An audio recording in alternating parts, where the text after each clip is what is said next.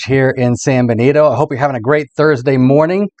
And it's that time we get to talk about God Speaks. We're making our way through God Speaks, a 30-day challenge to read your Bible. This was written by Allison and Zach Zender. It's been a wonderful journey so far. We've been in this a little more than 2 weeks now.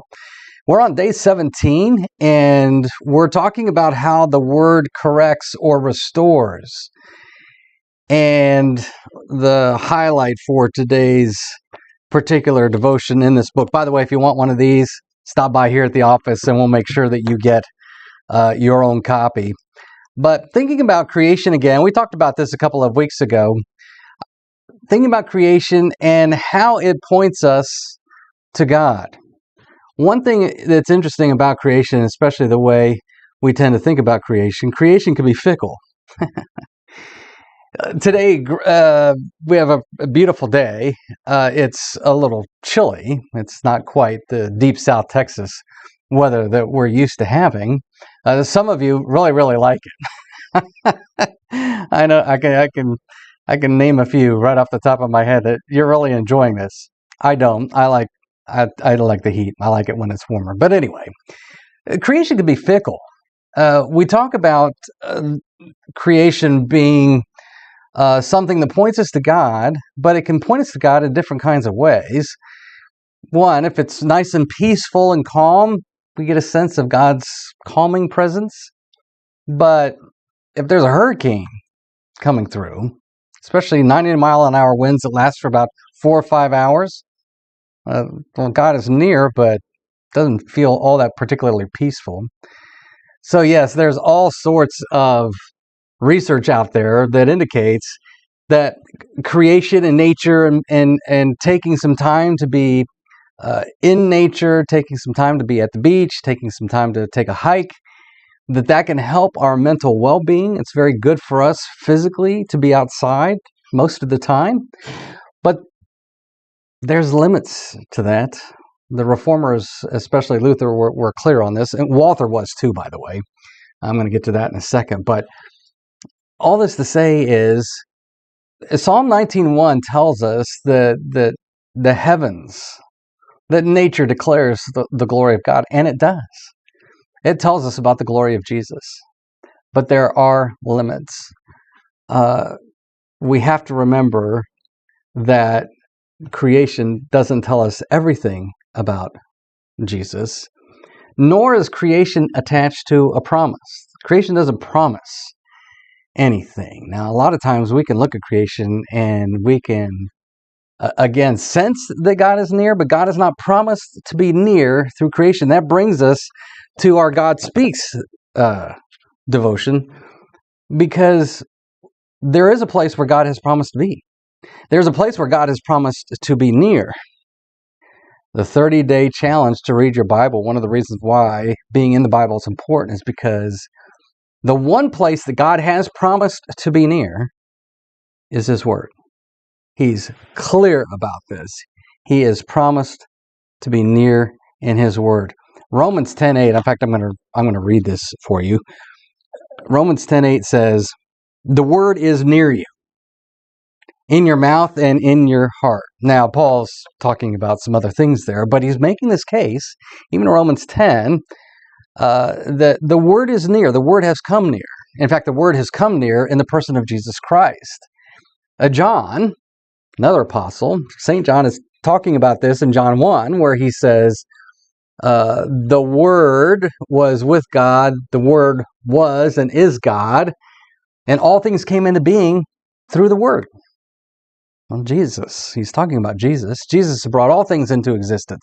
The second person of the Godhead has breathed everything that we see in creation has been breathed into existence by Jesus himself. That Jesus, that Word that breathed everything into existence, the Word of creation, has come near. The Word has dwelt among us in the incarnation. He has taken on flesh and blood. So he has come near. The Word has come near in the incarnation, and the Word is near in the incarnate Word. Jesus has invested himself in his Word, and that's where he promises to be for us. That's where he promises to be near for us. So, yes, and we look at James, talking about James. James 4:8 says, draw near to God, and he will draw near to us. And we look at that, you often hear it as something that's causal. Well, if we're going to draw near to God, then he's going to draw near to us. That's not how that verse works. In fact, that's not how the rest of the Bible talks about it. God has already drawn near. Before we even make a move to drawing near to God, he's already drawn near to us in Jesus and in his word. I keep pointing to the sanctuary because on Sundays, you're guaranteed that Jesus will draw near to you. Well, draws near to me. Jesus is near in his word and in his sacrament. So, I'm bringing all this up because we live in a day and age and where, especially among Christians, there's a lot of talk about wanting to be near God and trying to get near to God and trying to get focused to God. And a lot of it is tied to, hey, come take a hike with me. Hey, let's go out to the beach. We're going to be near to God. God hasn't promised to be near in creation. He has promised to be near in his word. Doesn't mean that God isn't near in creation, but he just hasn't promised to be there for us. His promises are tied to his word. So, here's the other thing. All creation, all nature, Psalm 19:1, declares the glory. Declares the glory of Christ. Declares the glory of God. But there's also this. Yes, creation is declaring the glory of God. We have to remember, though, both Walther and Luther talked about creation being a mask. God's hidden. Again, he is not obvious. The only place he is obvious is in his word. So there's this. If you're looking for the glory of Christ in creation, yes, you can see it. You can see all sorts of his majestic work in the ocean. That's why I love to go to the beach. You talk about drawing near. I have the same desire. I go to the beach. I like to write my sermons there. Some people like to go to the mountains. That all declares Christ's glory. But you want to know where Christ's glory is declared utmost, foremost, and the most? The cross. The cross is Christ's glory. So you got the glory of creation, but even more so, it's Christ's cross that is his glory.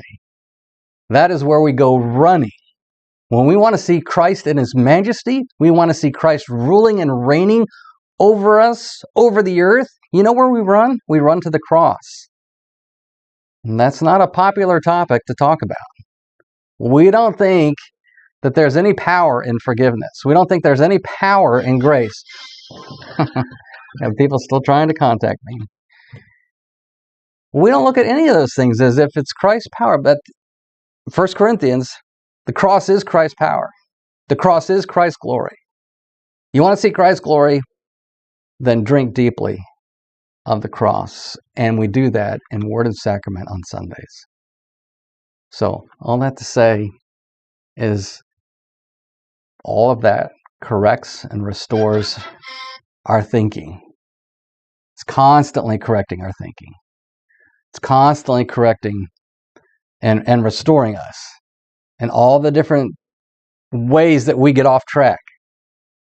The place we get back on track is both the cross and the cross coming through his word and his sacrament. That's our conversation for the table today. Again, God speaks. God is speaking to us in his word. 30-day challenge to read your Bible. If you'd like our devotion, please stop by, come get it. Great devotional. We're day, I think, 18? Was that 18? Did I say 16, 17? Or is day 18? All right. So, I'm correcting myself. God speaks is correcting me. We're already to day 18. It's hard to believe we are on the back end of all this. So, I hope you're having a great day. Remember this, and this is also a promise. This comes through the scriptures. That no matter what is going on in your world today, no matter how sideways your day gets today, I'm talking to myself too, by the way, because that can easily happen. No matter how your day goes, remember this, that you are unconditionally, unstoppably, and absolutely loved by Jesus. Absolutely. He always, always has you. Have a great rest of your Thursday.